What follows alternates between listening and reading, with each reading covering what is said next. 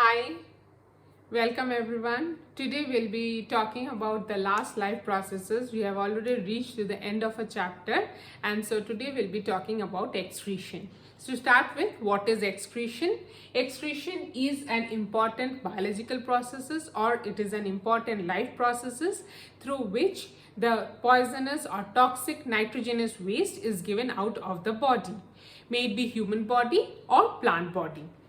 Now, when we talk of excretion, we'll talk of excretion in plants also and humans also. But in detail, we'll be talking mostly for the humans because this is what has been dealt in the chapter.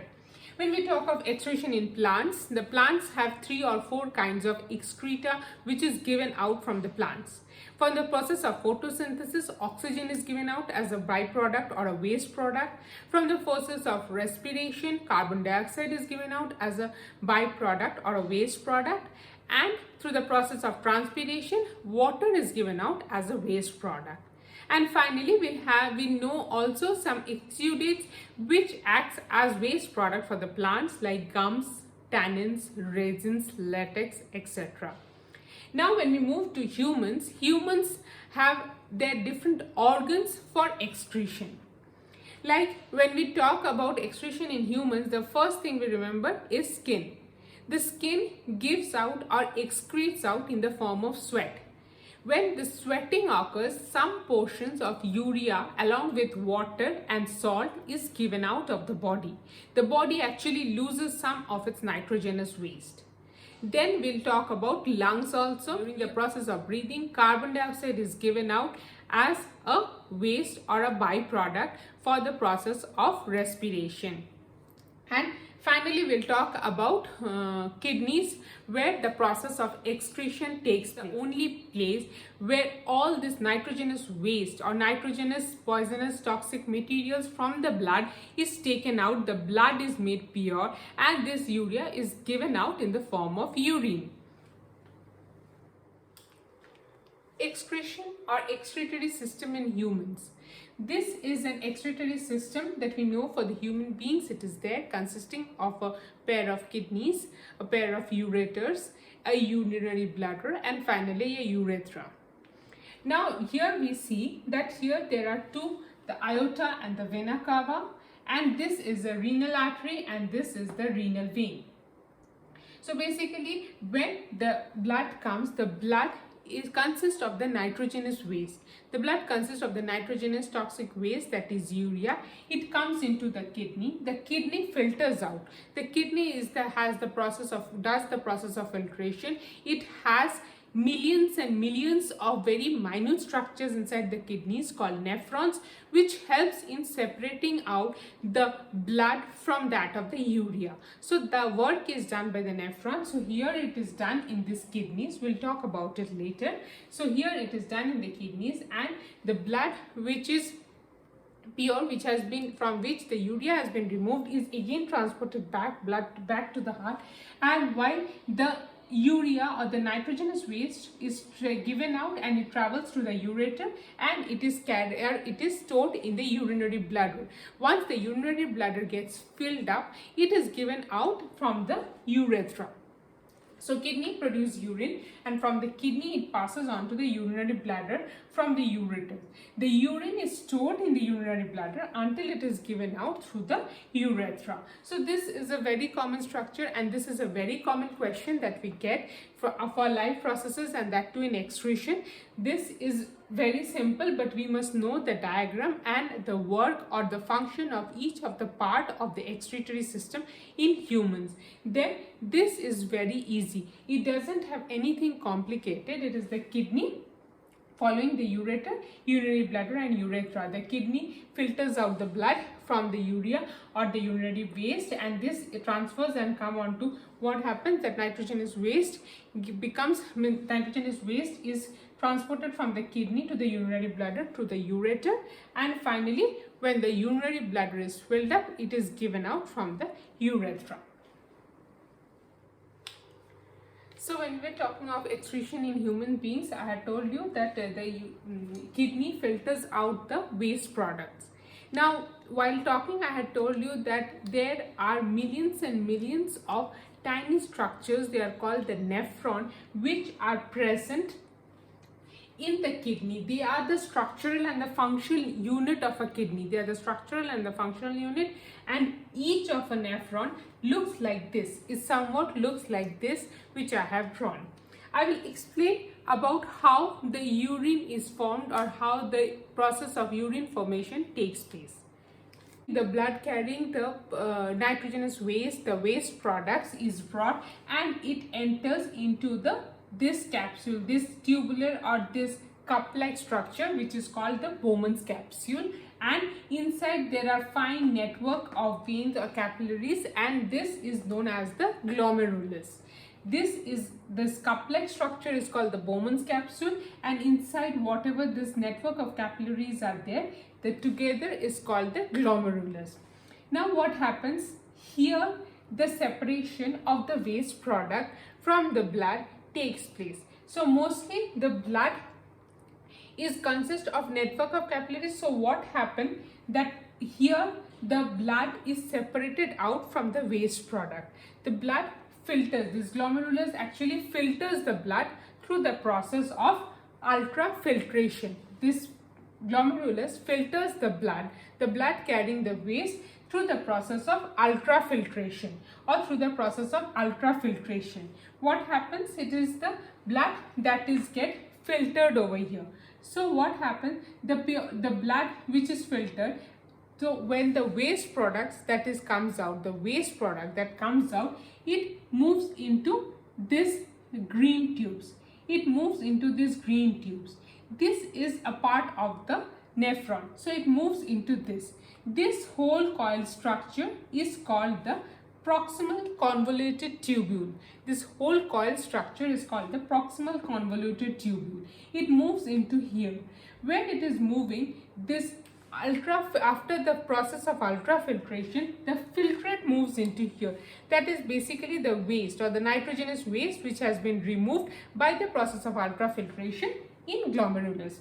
This moves and it comes here, and again it starts moving. While this process, when it is moving, many times what happened in the glomerulus, when the ultrafiltration takes place, all the waste products removed. Along with the removal of the waste products, sometimes some important products are also removed, like that of some traces of glucose, potassium, some important or essential salts, they also get removed. But these are essential for the blood. So what happens here, when the waste moves through this portion of nephron, that is the proximal convoluted tubule, the Henle's loop, and the distal convoluted tubule, a process of selective reabsorption takes place. A process of selective reabsorption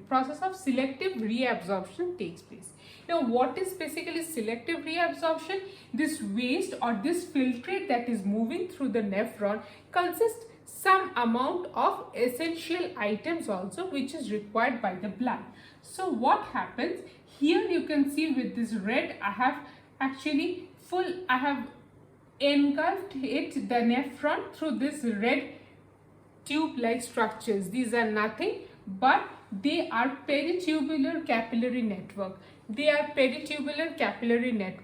What happens to this when this filtrate moves? Some portion which is required, that is traces of ammonia, traces of glucose, then sodium salts, then potassium, all these amino acids, they are taken up, they are selectively absorbed by this peritubular capillary network from this filtrate that is moving through these green tubes, and this process is called selective reabsorption. Finally, what happens when it reaches, it is getting collected in this collecting duct. All the waste gets collected in this collecting duct. Now what happens when this filtrate is moving through this PCT, the Henle's loop, and the DCT, sometimes from the blood, again some unwanted, some waste products which might have stayed is again given out into it. It is again given out. So basically from this, from blood again it is given. These are also some kind of waste which the body needs to be get rid of. So it gives out from the blood capillaries into the collecting duct or into the tubular or through the filtrate. Now what happens, all these waste products along with the filtrate, which was first given out from the glomerulus or the Bowman's capsule, along with water comes and gets into the collecting duct. Now this what I have shown is one structure of nephron. These are another structure, this is another structure, this is another structure. They are all basically, each of this is one nephron. So all of the nephrons are connected to this collecting duct, and all the nephrons, whatever the waste they have separated out from the blood, they are all put into the collecting blood, and this collecting duct basically comes into final, and they are all passed from the ureters. They are all passed through the ureters and it gets collected into the urinary bladder. What I have discussed before discussing the nephron, I have discussed. So it is not very difficult, but you have to understand it very clearly. The blood comes in and here it comes in and gets stored here. It comes in and gets into a capsule or a cup shape or a bowl shaped structure called the Bowman's capsule. Here there is a fine capillary of network of blood vessels or capillaries. Here there is basically the filtration of the blood takes place.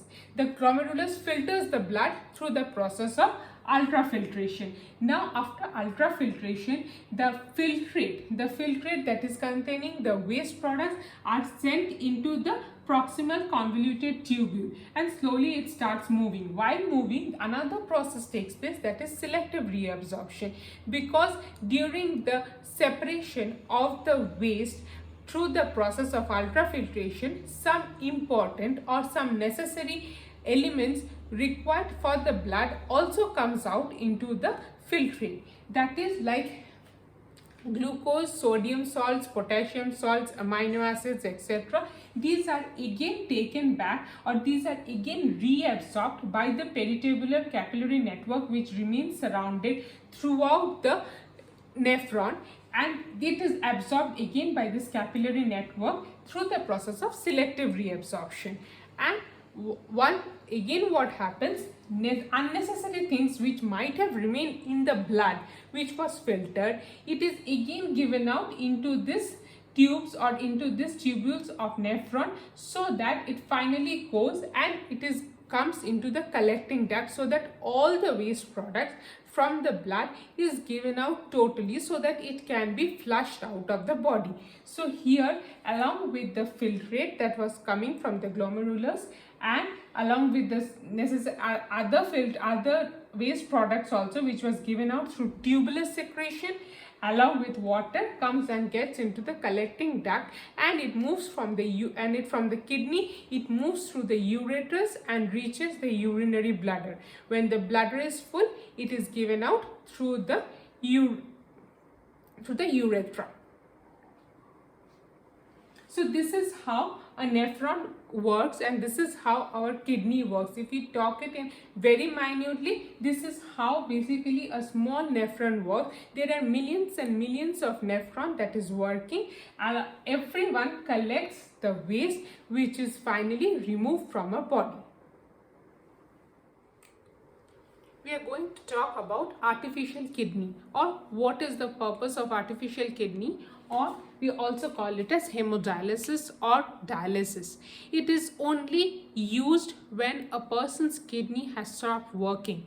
But because kidney is an important organ, as it removes the excretory waste, or it removes the waste out of the body, without this particular organ functioning, it is very difficult to maintain a life. So when there is a problem in the functioning of the kidney, or the kidney is not functioning properly, we take the help of an artificial kidney, or we take the help of the process of dialysis. So what happens in the process of dialysis? Let's have a look.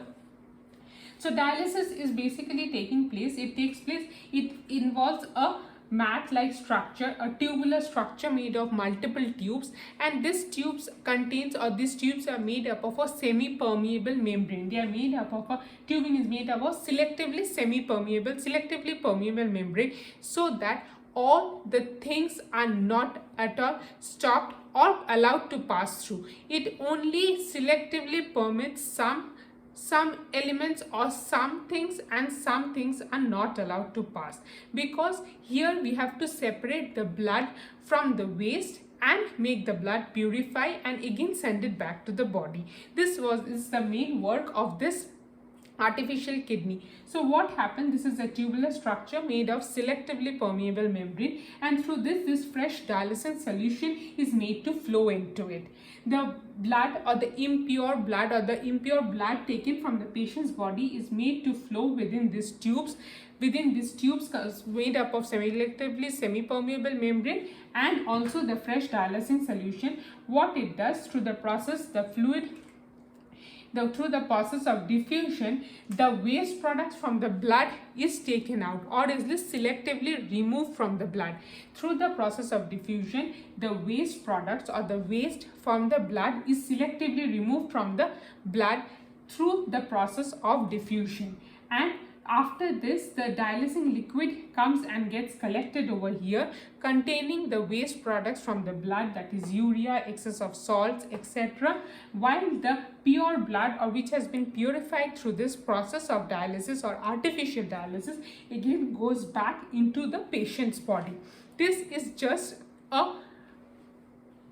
is just an excretory system happening outside the body when the kidneys are not functioning. So these artificial kidneys, they contain a number of tubes with a semi-permeable lining. They are suspended in a tank filled with dialysing fluid.